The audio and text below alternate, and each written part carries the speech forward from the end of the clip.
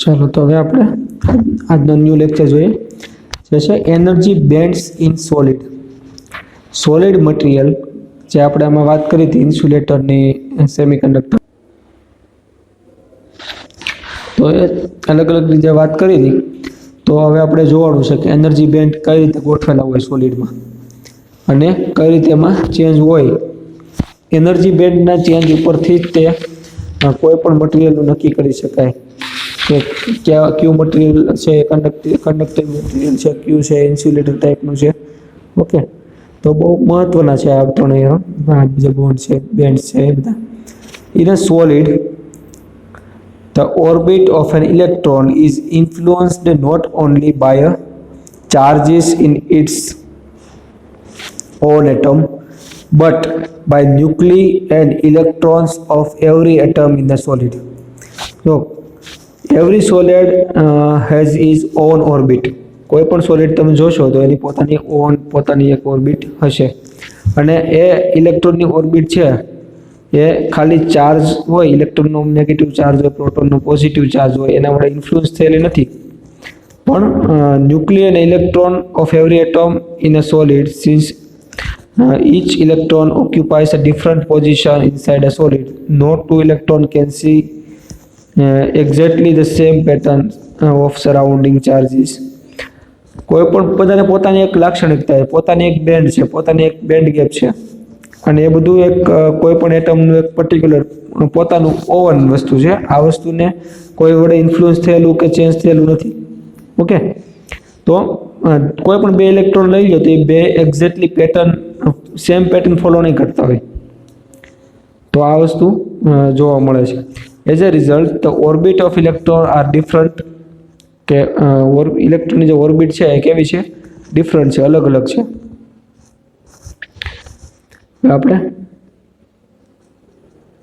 જોઈએ આગળ there are millions of electron belonging the first orbit of atom હવે લાખો ઇલેક્ટ્રોન છે એ ફર્સ્ટ ઓર્બિટને બિલોંગ કરતા છે કારણ કે બધી કોઈ પણ તમે મટીરિયલ લો એમાં એક ઓર્બિટ તો હોય જ તો હંમેશા બધા ઇલેક્ટ્રોન જે ગોઠવવાનું શરૂ થાય તો પહેલાં ફર્સ્ટ ઓર્બિટમાં જાય પછી વધારાના ઇલેક્ટ્રોન સેકન્ડ ઓર્બિટમાં જાય એ રીતે ગોઠવેલા હોય તો કોઈ પણ મટીરિયલમાં એક ઓર્બિટ તો હોવાની એટલે લાખો ઇલેક્ટ્રોન છે એ ફર્સ્ટ ઓર્બિટમાં જોવા મળતા હોય છે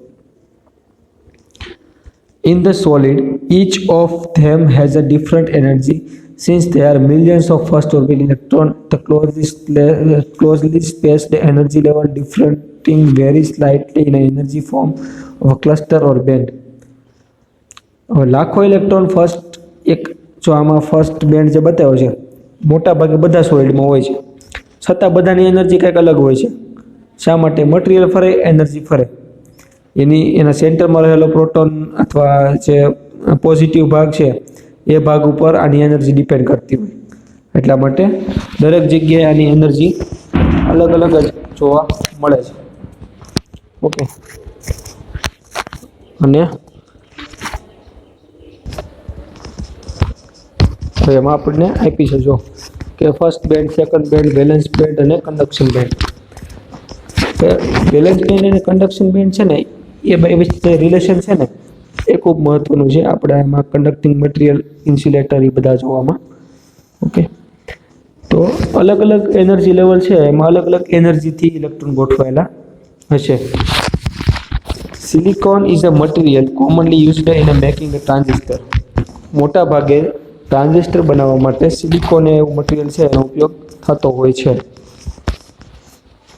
તો જર્મેનિયમ પણ છે મોટા જર્મેનિયમનું ઉત્પન્ન છે પણ વધારે સિલિકોન વપરાય છે since atomic number of silicon is 14 આપણે જોઈએ તો સિલિકોનનો એટોમિક નંબર કેટલો છે તો 14 છે and inch of its atom has only 4 electron in the third orbit તો દરેક એટમ છે સિલિકોનનો એના ચોથી ઓર્બિટ જોશો તમે તો કેટલા ઇલેક્ટ્રોન છે એમાં 4 પહેલામાં 2 બીજામાં તો કંઈક 2² તો 4 રીતે જે રીતે ઇલેક્ટ્રોનની ગોઠવણી હોય પણ છેલ્લે ચોથી કક્ષામાં કેટલા મળશે આપણને જોવા તો કે 4 ઇલેક્ટ્રોન જોવા મળશે પણ તમે દરેક સિલિકોનનો એટમ લેશો તો દરેકમાં 4 હશે, પણ એની બધાની તમે એનર્જી ગેપ જોવા જશો ને તો સેમ નહીં હોય.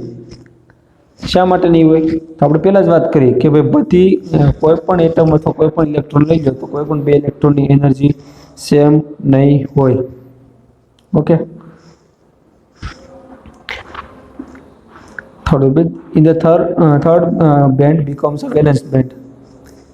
Since atomic number of silicon 14, each of its atom has only 4 electron in the third orbit. Third band છે કેવું છે તો કે વેલેન્સ બેન્ડ છે અને represent the energy band diagram of silicon. An additional band called a conduction band. It is also shown above the valence band. હવે જે ત્રીજો બેન્ડ છે જેમાં 4 ઇલેક્ટ્રોન આવેલા છે એને શું કહેશું આપણે તો કે વેલેન્સ બેન્ડ નામ આપ્યું છે. હવે એની ઉપર એક બેન્ડ જોવા મળે છે.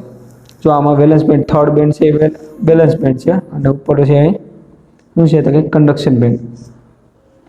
ઓકે. કન્ડક્શન બેન્ડમાં એક ઇલેક્ટ્રોન નથી. જોજો આપણે ઇલેક્ટ્રોન છે એ ક્યાં છે તો કે વેલેન્સ બેન્ડ ઉપર છે. તો વેલેન્સ બેન્ડ અને કન્ડક્શન બેન્ડ છે એ બે વચ્ચે ગેપ આવેલો છે, બે એકબીજાને ટચ થયેલા નથી. હવે આપણે એનર્જી બેન્ડ ડાયાગ્રામ જોઈએ છે સિલિકોનનો, તો એમાં all the 3 layers bands including the valence band are shown completely filled. આપણે જોઈએ તો ત્રણ બેન્ડમાં જોઈએ તો વેલેન્સ બેન્ડ છે આખો ભરેલો છે. All the 3 lower bands including the valence band are shown completely filled, although the third shell of an isolated atom of silicon is shown completely filled. The silicon is not completely filled, and third energy band of solid silicon is completely filled. It is so because solid silicon each atomic position itself between 4 other silicon atoms, and each of these neighbors share the electron with a central atom. એક ત્રીજી જે valence band છે અને electron છે એ ફૂલ ભરેલા નથી. બાકી મોટા ભાગના જે છે એ બધી બેન્ડ કેવી છે આખી ભરેલી છે. In this way each atom now has a 8 electron filling the valence band completely. આ રીતે જોઈએ તો દરેક એટમ છે એ 8 ઇલેક્ટ્રોન જોઈએ. શેના માટે? વેલેન્સ બેન્ડને કમ્પ્લીટલી ભરવા માટે. હવે વેલેન્સ બેન્ડમાં આપણે છે કેટલા તો કે 4. When we say that band is filled, it means that all the permissible energy level in the band are occupied by electron. No electron in the filled band can move because there is no place to move. There an electron is completely filled, the band cannot contribute in an electric current. જો હવે આપણે એમ કહીએ કે ફૂલ ભરેલો છે એનો મતલબ શું થાય? માનો કે એક કક્ષામાં જો કોઈ એક મોટો રૂમ છે જે રૂમમાં 10 જણા સમાય છે, પણ જો એ રૂમમાં 10 જણા કમ્પ્લીટલી ભરો તો 10 જણા સમાય છે, પણ જો તમે એ રૂમમાં 3 જણા રાખશો તો 3 જણા આખી રૂમમાં મૂવ કરી શકશે, પોતાને જ્યાં ઈચ્છા પડે ત્યાં મૂવ કરી શકશે. પણ જો એ રૂમમાં 10 જણા ભરી ગયો તો બધા ફિક્સ થઈ ગયા, કોઈ સાથે પાર્ટ નહીં લઈ શકે, એ બધા એકબીજાની જગ્યાએથી મૂવ નહીં કરી શકે. સમજાણું? આવી રીતે જ્યાં સુધી એટમ ફૂલ નથી ત્યાં સુધી ઇલેક્ટ્રોન કેવા છે? ફ્રી. તો સિલિકોનમાં ફ્રી ઇલેક્ટ્રોનની સંખ્યા કેટલી થઈ? 4. ઓકે. તો between the other silicon atom each these neighbors share electron with a central atom, અને એ બધા છે સેન્ટ્રલ એટમ મારે થાય છે. હવે આપણે કોઈ મૂવ ન કરી શકે. thus an electron in the completely filled band cannot contribute the electric current. જો કમ્પ્લીટલી ફિલ્ડ જે બેન્ડ છે ને એના ઇલેક્ટ્રોન ઇલેક્ટ્રિક ફિલ્ડ જે બને છે એમાં કન્ટ્રીબ્યુટ કરતા નથી. તો the conduction band represent the next larger group of permissible energy. હવે કન્ડક્શન બેન્ડ છે એ શું આપે છે કે લાર્જર ગ્રુપ આપે છે એનર્જીનું ગ્રુપ, કે there is an energy gap Eg, કે જેમાં એનર્જી ગેપ કેટલો છે તો કે Eg જેટલો. હવે between the conduction band and valence band an electron can be lifted from valence band to conduction band by adding to silicon some energy. હવે જ્યારે આપણે વેલેન્સ બેન્ડના ઇલેક્ટ્રોનને એનર્જી આપવાનું શરૂ કરીએ તો જ્યારે એને ઇનફ એનર્જી મળી જાય, કેટલી ઇનફ તો કે વચ્ચેનો જે ગેપ છે જી એ પૂરો થાય, વચ્ચેનો ગેપ છે જી પૂરો થાય એટલી એનર્જી આપવાનું શરૂ કરીએ, એટલી એનર્જી એમાં મળી જાય ત્યારે એ ગેપને ક્રોસ કરી અને ક્યાં વયો જાય? ઉપર. હવે જો અહીંયા તમને બતાવું. માનો કે તમે કોઈ એક તમારા ગામમાં છો અને તમારે બીજા ગામમાં જવું છે, તો ત્યાં સુધી ચાલવાની શક્તિ તમારી પાસે જ્યાં સુધી નહીં હોય ત્યાં સુધી તમે જઈ શકશો નહીં. અથવા તો ચાલો તમારે કોઈ એક ટાપુ ઉપરથી બીજા ટાપુ ઉપર જવું છે, વચ્ચે દરિયો છે અને તમારે વાયા બોટ જવું પડે, તો એ બોટવાળાને દેવા માટેના પૈસા જ્યાં સુધી તમારી પાસે નહીં હોય, તમારે જવું છે એટલે તમે શું કર્યું કે માનો કે 100 રૂપિયાની જરૂર છે, તમે પૈસા કમાવાનું શરૂ કર્યું, 10 રૂપિયા 20 રૂપિયા, તો ધીમે ધીમે તમને પૈસા મળતા જાય છે, તમારી એનર્જી વધતી જાય છે. પણ તમે ક્યાં સુધી નહીં જાગો, જ્યાં સુધી તમારી પાસે 100 રૂપિયા પૂરા ન થાય ત્યાં સુધી તમે થર્ડમાંથી ફોર્થ એટલે કે વેલેન્સ બેન્ડમાંથી કન્ડક્શન બેન્ડમાં નહીં જઈ શકો. તો જ્યારે તમારી પાસે 100 રૂપિયા થઈ જાય ત્યારે તમે તે બોટવાળાને આપીને આસાનીથી ત્યાં જઈ શકશો. એની ઉપર બીજી એક કન્ડિશન છે જે આગળ આવશે ત્યારે હું કહીશ તમને. ઓકે, તો એ ગેપ જે છે એને આપણે દૂર કરવાનો છે. An electron can be lifted from valence to conduction band, adding to silicon some energy. This energy must be more than the energy of Eg. હવે જ્યાં સુધી તમારી પાસે એ 100 રૂપિયાની જરૂર છે અને 100 રૂપિયા ઉપર ભેગા નહીં થાય ત્યાં સુધી તમે જઈ શકશો નહીં. If we add energy less than Eg, silicon will not accept it because no permissible energy level exists between the conduction band and valence band to which the electron can be lifted. જ્યાં સુધી તમે પૂરા 100 ને નહીં આપો ત્યાં સુધી તમને બોટવાળો બેસવા દેશે નહીં, કારણ કે વચ્ચે કોઈ સ્થાન જ નથી, તો બોટવાળો તમને રાખે ક્યાં? સમજાણું?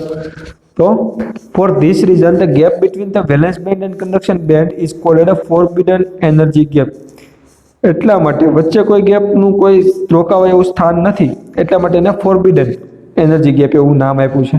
ફોર અ સિલિકોન છે Eg છે, Eg મતલબ વચ્ચેનો જે ગેપ છે એ કેટલો છે તો કે 1.12 EV, અને ફોર જર્મેનિયમ ઇઝ 0.72 EV.